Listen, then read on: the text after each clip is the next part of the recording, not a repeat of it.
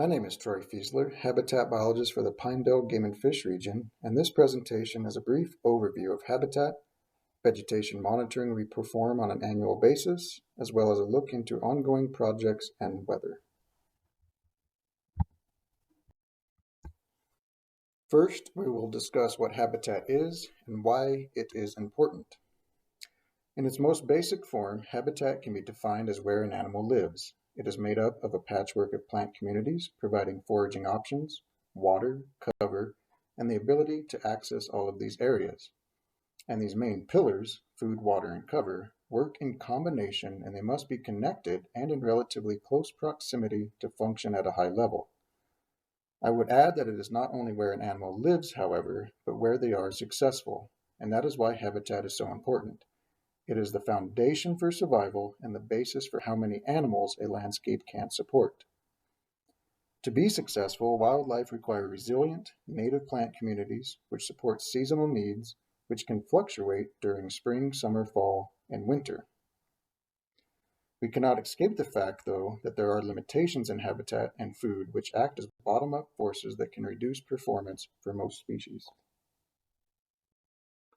Now, while we have thousands of acres of habitat that currently meet objectives, there are limiting factors that have been caused by both things within our control and outside of our control, causing direct loss of plant communities, degradation, fragmented habitats, and a reduction in the quality and condition of vegetation. Things like competition with other animal species and the introduction of invasive plants can lead to degradation and a reduced quality over time. Development directly takes away from habitat and oftentimes can disperse animals into other areas, while barriers such as fences and roads create fragmented habitats, making it difficult and sometimes impossible to access important habitats. While these are not all the contributing factors, they are some of the more common ones, as well as the ones that we have more control over. The main driver of limiting factors that we cannot control, unfortunately, is the weather, especially precipitation, which I will cover in later slides. So some of the things that habitat biologists do on an annual basis involves monitoring vegetation across the landscape to investigate current conditions, identify where habitats may be limiting, and to look into options for improvement as well as monitor treatment effectiveness. One method that we use on an annual basis are rapid habitat assessments. These assessments were developed to create a quick and efficient method to investigate current conditions on the landscape. There are 4 main plant communities that we assess, including aspen, rangeland or shrub communities, riparian, and special, which examples would be high alpine tall forb communities or meadows. These plant communities were chosen due to their values that they provide to a wide variety of species, especially mule deer. Things that we are looking for include the age class diversity of plants, severity of browsing and grazing pressure, the diversity and quantity of plant species, presence of invasives, overall site function, as well as options for improvement in the area if it is a candidate for it. To date, since around 2015, within the Sublette and Wyoming Range mule deer herd units, just under 175,000 acres have been assessed. Additional monitoring that we perform every year is measuring the annual growth or production on shrubs located on winter range. These generally include sagebrush, mountain mahogany, and antelope bitterbrush. Reading production on these established transects gives us an indication of the resources that will be available to wildlife during winter, as well as how severe or not the weather was during the growing season. For example, you can see on the graph to the right that since 2017, we have been on a declining trend for overall shrub production throughout the area as a result of lower precipitation. Lastly, every year we monitor our habitat treatments ranging from prescribed fire to mechanical treatments in sagebrush, such as mowing, to herbicide treatment for noxious weeds and cheatgrass. These are established to require baseline conditions, as well as to gauge the effectiveness of treatments and progress towards meeting objectives. This data is also used to inform management moving forward. Now, getting into what we are actually implementing on the ground. This is not an exhaustive list, but a few of our main projects taking place throughout the region. First, we have the Wyoming Range and Sublette Mule Deer Habitat projects. These projects resulted from our mule deer initiative process that took place over a decade ago, where habitat improvement was one of the top recommendations identified in that process. Both of these are cooperative projects between the Wyoming Game and Fish Department and the BLM, targeting improvements to mule deer habitat in the Big Piney and LaBarge areas, as well as the Mesa and Ryegrass areas. These projects are intentionally landscape scale and have been in progress for over 8 years and will likely extend to over a decade of implementation and follow-up management. Winter and transitional range habitats are the main targets for these projects, and to date have included 22,680 acres of sagebrush treatments, 260 acres herbicide treatment of sagebrush, 1,500 acres of prescribed burns primarily in aspen conifer mixed habitat, 3,150 acres of aspen mechanical preparation, and over 4,000 mountain shrub plantings on winter range, mostly chokecherry and serviceberry. In conjunction with treatment implementation, there has been ongoing follow-up management including noxious weed treatments, as well as livestock rest following projects to allow recovery. And as you can see on the map there to the right, this includes all the projects completed to date from 2014 to 2021.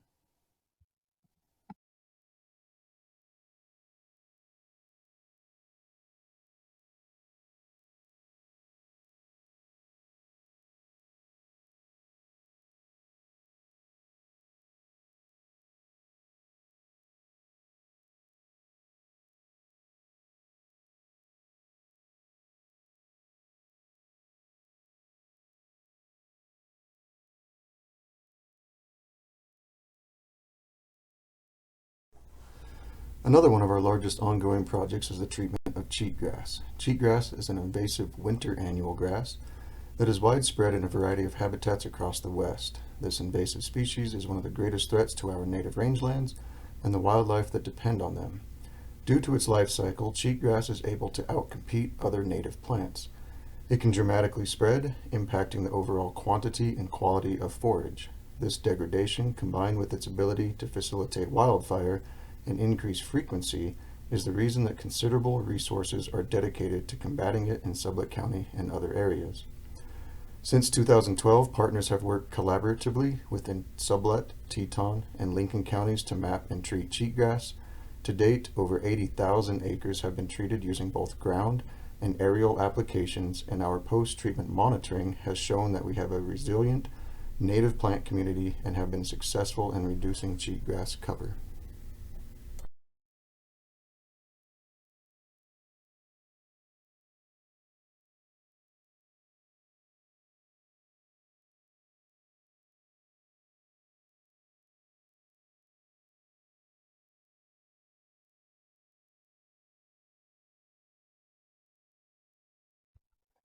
Next is one of the most recent projects, and this one is taking place on Monument Ridge, just outside of Bondurant.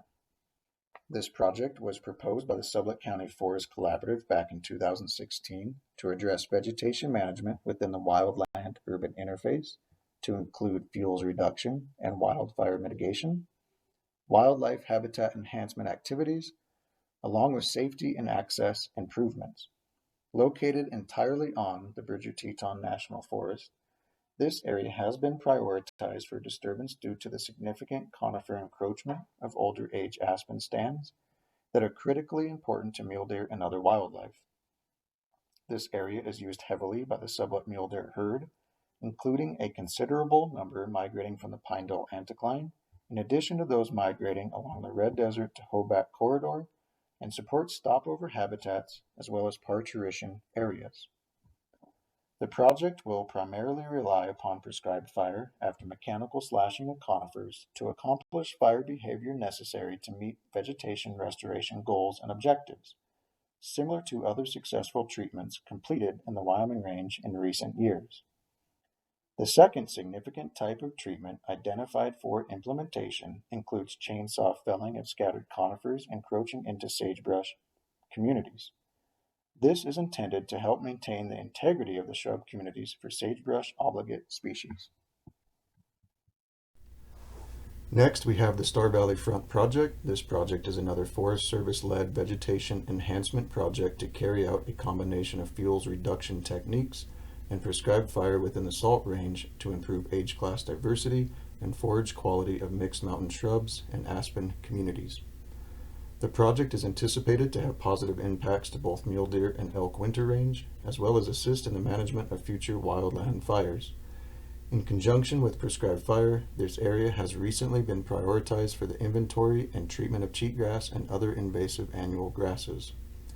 This project has been in the works for quite some time, but has been resurrected and progress is being made with several prescribed burns taking place last year. Next on the list is wet meadow restoration projects. As the name implies, these projects focus on wet meadows that have been slowly degraded due to overuse and/or improper management, leading to channel incision, soil compaction, and erosion, which are widespread problems reducing the overall function and resilience of these communities. I'm sure everyone can think of a place they have been to that looks like one of the photos at the top of the slide.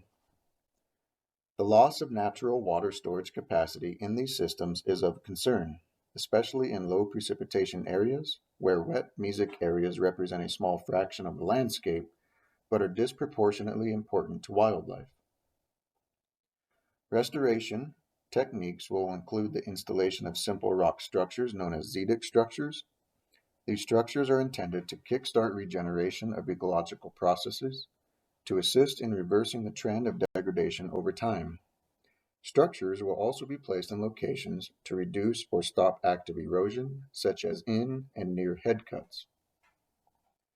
The overall objective of these projects will be to slow and disperse water, dissipate energy, capture sediment, and increase soil moisture to promote mesic and wetland plant species expansion and channel recovery. Achieving this will help to improve wildlife habitat, water quality and quantity, soil health, drought resilience, and overall watershed health.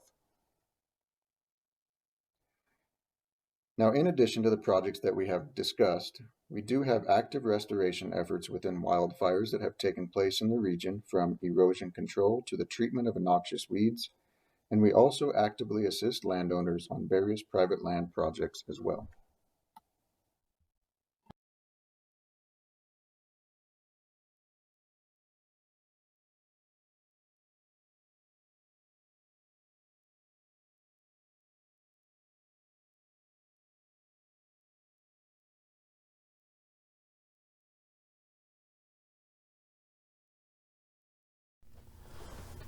Outside of habitat, I spend the other half of my time working on fence conversion projects that are more favorable for wildlife passage.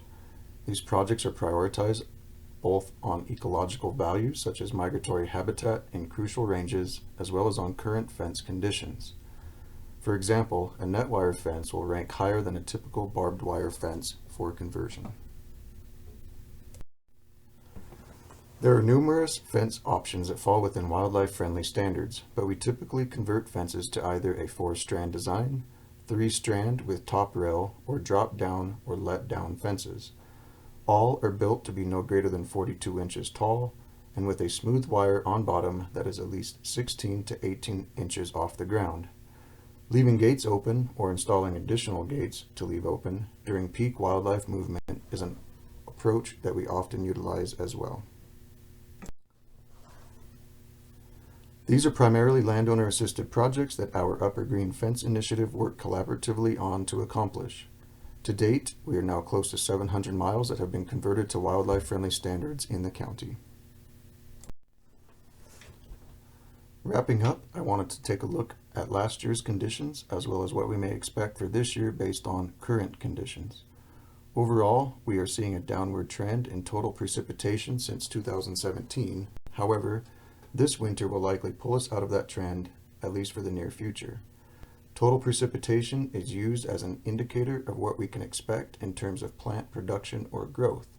For example, every year we monitor shrub production on winter ranges, and total length of new growth closely follows the amount of moisture that we receive, especially the amount of snowpack, as this impacts soil moisture, which influences early growing season conditions. In addition, precipitation that falls during the growing season, this would be April through June on lower elevations and May through July on our higher elevations, can also impact herbaceous plant production, such as forbs, that are important to foraging resources for wildlife. Growing season precip was below average last year, with precip falling on our higher elevation rangelands, the lowest in the last decade. Looking at this current winter, many are aware that it has been severe, especially on our winter range complexes and low elevation rangelands. We have seen above average snow depth that started early, with few areas that had exposed slopes or plants to forage on. In addition, this winter has been one of the coldest, with prolonged days reaching temperatures below zero, which has further impacted wildlife as they expend energy reserves to regulate body temperature. Overall snowpack is near average or above average in many places in the high country as well, which will equate to higher soil moisture, where we can anticipate improved early season growing conditions as well as shrub production.